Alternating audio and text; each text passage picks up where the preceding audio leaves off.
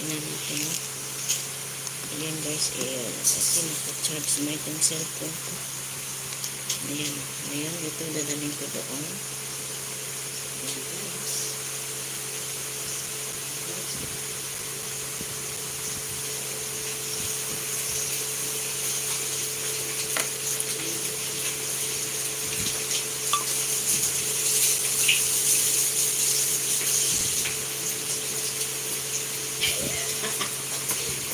Saan na boy na ket?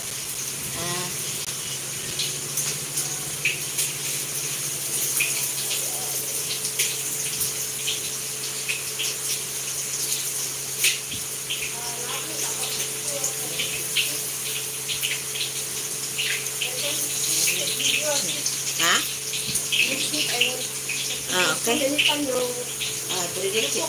Breaded chicken.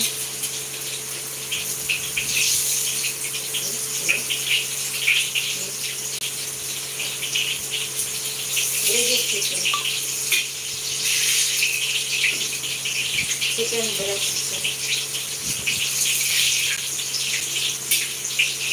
My son, okay, you buy chicken now, you make the fried chicken. You say you want diet.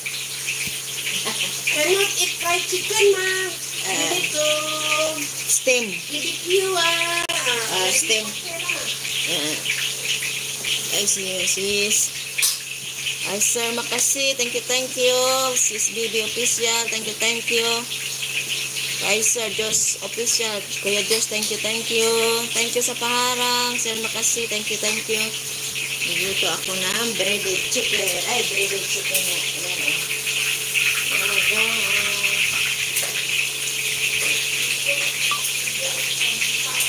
o. Tingnan ko yan.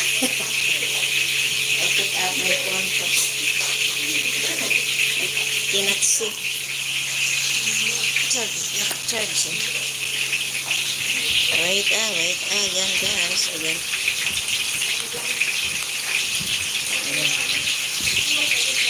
Ayan na guys, oh. Ayan na yung breaded chicken ko, oh. Ayan, oh. Malapad, no, ang laki-laki. Pag mainit na yung mantika, pahinaan ng apoy para hindi masunog yung outside. Yung bread crumbs ba? Ayan. Chicken breast. Ayan.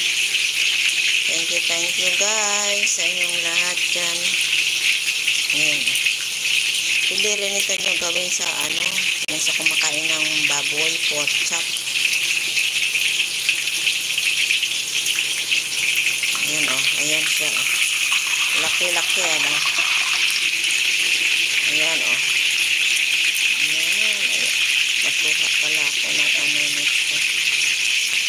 Ayan guys o. Ang chicken. Ay, breaded chicken. Pahinaan lang ang apoy para hindi masunog ang labas. Kasi pag sobrang init, masunog ang labas, tapos ang loob hindi luto. Pero ano lang ito, manipis lang naman siya yung chicken breast. Ayan, hiniwa-hiwa ko. Kaya luto yan siya. Ayan o.